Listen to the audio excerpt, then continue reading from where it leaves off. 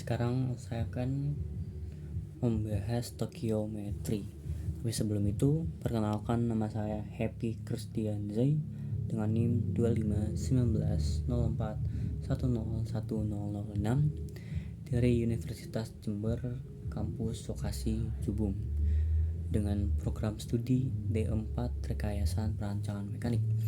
Nah, kali ini saya akan membahas Tokyometry dan reaksi, mana saya akan menjelaskan definisinya, setelah itu manfaat yang setelah kita mengetahuinya, dan contoh soal.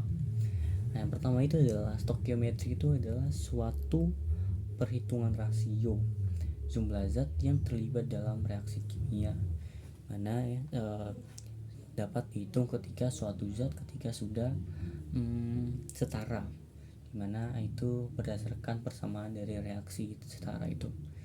Nah, ini digunakan untuk gimana? Untuk memastikan bahan baku dan hasil reaksi tepat sesuai perbandingan koefisien reaksi.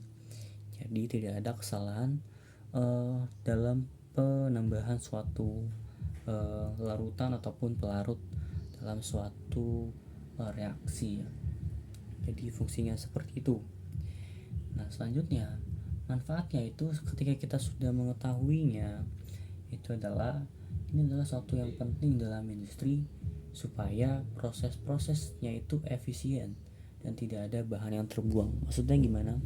Ketika kita sudah mengetahui suatu bahan, suatu larutan, suatu pelarut yang memang kita perlu membentuk suatu zatnya, maka kita tidak perlu membuang-buang waktu gitu. Kita juga tidak perlu membuang zat. Ketika ada yang salah, masukkan berapa gram, maka kita tidak perlu tidak perlu membuang-buang waktu atau membuang bahan seperti itu. Nah, tidak hanya itu saja, ketika kita sudah mengetahui stokiometri ini sangat membantu teknisi dalam menghitung material yang diperlukan dalam proses kimia. Sama seperti yang tadi, namun ini lebih kompleks lagi. Nah, yang sering biasanya kita temuinya itu adalah di dalam garam itu ya. Nah, di dalam garam itu kan dihitung suatu perhitungan supaya tidak salah dan bisa dikonsumsi untuk seseorang, buat orang-orang yang tidak menyebabkan suatu penyakit. Nah, seperti yang tadi itu ya, untuk mengefisiensikan bahan gitu, produk, agar tidak terlalu banyak bahan yang sia-sia terbuang.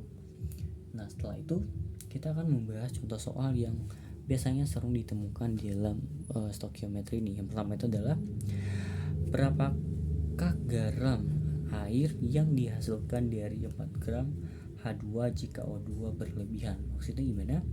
Pertama, kita itu harus mengetahui molnya terlebih dahulu. Nah, cara gampang mencari mol itu adalah dengan cara ini N sama dengan massa per mR. Nah, karena sudah diketahui tadi masanya ini, maka ini kan 4 ya, masanya 4, kan nomor atom atau jumlah masanya H2 itu adalah 1, maka dibagi 2 ya, kali 2, 1 kali 2 maka 2, maka dibagi 2, maka hasilnya adalah 2 mol.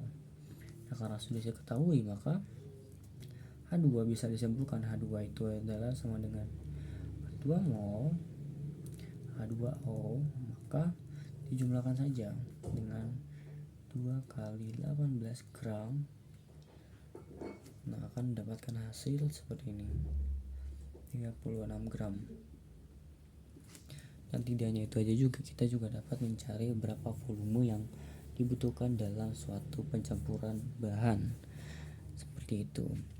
Dan stokiometri ini sangat memudahkan ketika kita tidak mengetahui apakah suatu reaksi itu sudah setara apa belum.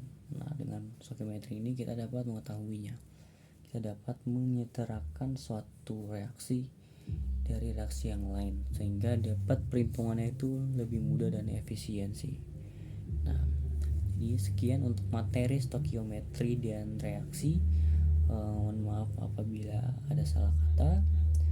Jadi seperti itulah stokiometri yang singkat dan yang sering kita temuin. Seperti itu. Saya akhiri. Terima kasih banyak. Wassalamualaikum warahmatullahi wabarakatuh.